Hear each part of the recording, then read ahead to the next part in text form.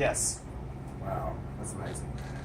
Well, my name is Scott Wedgeworth, a.k.a. I got the name Mr. Fabulous somehow. I picked it up along the way. I think at one point some girl said, "Oh my God, you should be Mr. Fabulous. They should call you Mr. Fabulous." I'm just Scott. Sometimes I like that, sometimes I don't. You know, I'll be in Walmart and I hear some girl. Sometimes I would like to just be Scott, but nevertheless, I am a native of Northport, Alabama. I've been doing event design, floor design, wedding design for 24 years. Don't add that up and figure out my age. I still tell people I'm 29. But been doing it a long time, and I think what I did from the beginning that kind of put me, set me apart from everybody else, was the saying that Miller said, in a world of flats, you need to be a stiletto. From the very beginning, I wanted myself to be different. As you can see, I'm actually dressed down today. My there's feathers and all kinds of crazy stuff. Spikes on the glasses. Spikes, lots of spikes. But I always made myself different so that people could not forget me, number one. And number two, I think it's about positioning yourself in the right place at the right time. Now, when I got the reality show, that was strictly by accident. I can tell you that story. But even from the beginning, I knew, okay, if I'm going to do this, I want to do it big. You know, I don't want to be, I had friends that were floral designers that worked in flower shops, and they did those dreadful, $30 daisy baskets all day, and I'm like, that is so not me. You know, I want big, over the top, I want to be remembered, I want to do these big lavish parties, like for Elton John, people like that, which I ended up being able to work for him at one point. But what I did is I positioned myself in the right place at the right time, and with the right people. For example, way back, actually here in Birmingham, I would do like big weddings at the Winfrey. This is like 20 years ago. And I found out, okay, the Winfrey is where all the celebrities stay when they're here doing concerts, or they're in Birmingham making appearances. They stay in the presidential suite at the Winfrey. So I'm like, okay, that's what I want to do. I'm gonna get in with the right people. So I actually figured out the lady in the office downstairs that actually made the arrangements with the celebrities, and Cher was coming to town. I was like, oh my God. Oh! So Cher's coming to town, and I'm like, I want to do flowers for Cher. So basically, I introduced myself to the lady in charge of, you've heard of celebrity writers. You've heard the stories like picking the green M&Ms out, all that crazy stuff is basically true. I mean, they want the craziest things. But I positioned myself to where I got to meet this lady, got to be friends with her. I flirted with her a little bit. I told her how great she looked, how beautiful she was, how I loved her shoes. And before you knew it, she was calling me to do like all the flowers for the celebrities, for the presidential suite when the celebrities came to town. So I ended up getting the flowers for Cher, Miley Cyrus. Oh Lord, no, that was, I should say that. She coming in like a wrecking ball. Oh God, it was a wrecking ball. She was a mess. That Billy was Ray? Billy Ray with her? That was like right after Disney when she was just like letting it all hang out. Yeah. I don't know if that was a good experience or not, but Cher, Miley Cyrus, Kiss, the rock band Kiss, which I'm a rocker, so I was like all about that. She called me in Widespread Panic. You know who, John, what's his name? That's our college days, man. They're Yeah, they're like, I know. Panic. I know, I keep forgetting I'm 29, I'm much older. But anyway, the lead singer of Widespread Panic was like throwing a party for his wife at the Winfrey because her birthday was while they were in town, so they didn't get to do that. So it just got bigger and bigger and bigger. Well, then I started advertising in wedding magazines, and once again got in tight with the editors, the art directors at the time. So I started doing like big features in wedding magazines, which led to me doing the governor of Alabama's daughter's wedding. Is that Bob Riley? Bob Riley. And that's the first place I'd heard of Scott. I actually had read about that in some wedding magazines, that this guy from Tuscaloosa had done the most amazing things for Bob Riley. And a lot of you guys are print background, so when you hear him talking about networking through print, can you just kind of talk about what features and how you position those features and how you wanted them to look in the magazines that put you in the right light? Yeah, I think I just wanted, once again, I wanted to stand apart from everybody else. And we did photo shoots, like, it's hard to get good stuff the day of the actual event. So we did like shoots ahead of time with the governor's daughter, with the bride. And basically, I worked with the editor in doing this huge spread. And it was a big deal for that magazine to get the feature, because only one wedding magazine was going to get the feature on the governor's daughter's wedding. And there was about 5 at the time.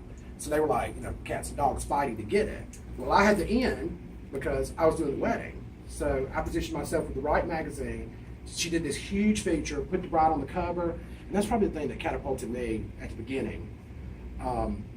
And then I was actually in Nashville one night. I ended up doing Terry Clark. Have you heard of the country singer Terry Clark? I remember her. Yeah. I ended up doing her wedding. Because we were in our early. What would that be if we're both 29? Before we ate. Shoot. Yeah. I've been doing flowers since I was 4. Weddings since I was 5. She had a couple of big hits in the mid '90s. She was a pretty big star. Girls Lie Too, Yeah. something like that. So I ended up doing her bachelorette party first of all, then her wedding, which put me in touch with Reba, and then Dolly Parton's personal assistant, who always been a huge Dolly fan. Her personal assistant and longtime friend Judy Ogle was at the wedding. So then I'm hooked up with Dolly doing her events. And it just grew and grew and grew and got bigger and bigger. Now, as far as the reality show goes, literally that was by accident. I mean, normally I would position myself. I was not looking for a reality TV show. Boy, was I not looking for it. But I was in Atlanta. Have y'all heard of a little show called Say Yes and Dress on TLC? So the lady that owns that salon is a good friend of mine, Lori. And I had taken this bride over there, and it just so happens this bride had this demon mother. I mean, she was just unbearable. And she kept ruining what I call special moments in a bride's planning process, like picking out the cake, discovering the dress. Everything that we had done, the bride kept postponing the dress. And I'm like, we got to get your dress. And I couldn't figure out why. Well, it didn't take me long to figure it out. The mother would just totally ruin every moment for this bride because she didn't like the groom. She didn't like the groom because he did not ask the parents' permission to marry her. Who is this, my mother? I mean, he was an accountant. He had a great job. He was a good guy. So we go over to Atlanta, and I had a talk with her on the way over there, and I said, you're not going to ruin this moment. You've ruined the cake, you've ruined the flowers, you've ruined everything else. This is a special moment for this girl. She'll always remember this. Do not screw it up. So we get over there. What does she do? She starts acting a fool. And basically at one point, we had talked about budget. She'd give me a budget of what the dress could be. The dress was totally in budget.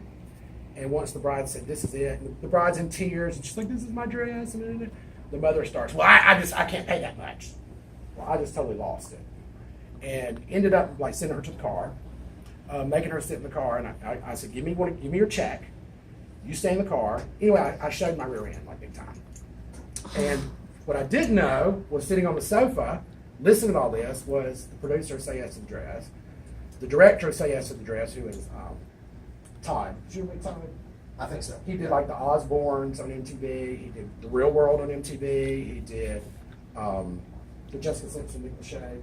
That was a good show. Newlyweds. Do you guys remember how I said that you have a production house, and the production house actually creates the show and then pitches it to the network? Right. So all these different networks, this guy that he's talking about was part of a production house. And that's who was watching him. So it's not necessarily that you had a Food Network executive sitting there. Right. You had a production house executive. And that's where they kind of... Right. I'm trying to make sure they understand the I'll levels. go through how that kind of happened too. And if you don't mind, I know it's kind of personal. We don't have to talk numbers, but I just want to talk about the 1099 contract that you and I looked at. Oh my God, that was horrible, wasn't it? But I just wanted, because that's something we haven't discussed. We'll get to that. Scott, you talk. 180 page. Going back and forth between lawyers every day. It was horrible. Yep. But so anyway, the producer, I get an email the next day, and he was like, "Oh my God, I was watching you. You'd be amazing for TV." Because I went crazy in there. I was throwing stuff off the wall. I was I was really. And he said, "You'd be great for TV." And the next thing I know, they are sending a camera crew from California to film a pitch reel. And how this worked, like he said, this was the production company, North South Entertainment, out of Knoxville. We filmed the pitch reel, which basically is the 30-second reel that makes somebody want to watch that show. Your promo that we have coming up, we're doing a 2-minute. But imagine if you had 30 seconds, a 30-second promo that we're producing, that's basically what a pitch reel. Right. That's what he's talking about. So it's got to be good. It's got to have some crazy stuff happening, which it did. And then they took the pitch reel and pitched it to all the networks. Well, at first I was like, oh, what if nobody picks it up and nobody wants to watch it? Well, the next thing I know, there's networks fighting over it. Because they made it look really crazy. I don't know if you ever saw it, but it was I never saw crazy. And I'm known for not having a filter, and I'm known for saying the most inappropriate thing at the most appropriate time, which is why I got a reality show, which I've turned it down today. But so I end up, getting phone calls, and I'm kind of out of the loop on this. I'm just a show pony, basically. I'm the talent. In my contract, I was the talent. So I get a phone call, WeTV wants it, Bravo wants it, Food Network wants it. And I'm like, oh my God. So I'm just basically sitting back at this point, hearing from my production company, North South. So finally I hear WeTV has picked up the show. So like literally, this all happened so fast. I mean, I went from being this, little Alabama designer to, oh my God, I'm gonna have a TV show. And those y'all don't know, that's Women's Entertainment Network. Yes. Women's Entertainment. So it's very specific demographic they're going for, which actually made a lot of sense for the style shows. And or Bravo would make a lot of sense, or E. Right. I'll let you talk about, Food Network and the challenges there. So when it comes down to it, it's not even really about what makes sense. It's money. Reality TV is very political. Basically what happened, the next day I'm in like a car picks me up at my house in Norfolk, Alabama, like a big stretch limo, takes me to the airport, flies me to New York. I'm filming commercials with David Tutera, Joan Rivers, and I mean, it was just such a whirlwind. They had wardrobe picked out for me, which was horrible, by the way.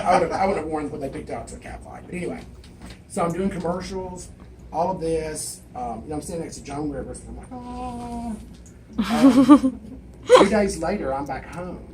I mean, they've got me like in the subway station with some random photographer. I have no idea who he is, and I'm like doing all these poses. And do you remember us the other day? We talked about how they like to make things look street. That street cred is cool. Well, that's basically taking those subway shots. It's taking Scott and presenting him in a, like I said, an enigmatic way to where he's street, he's cool.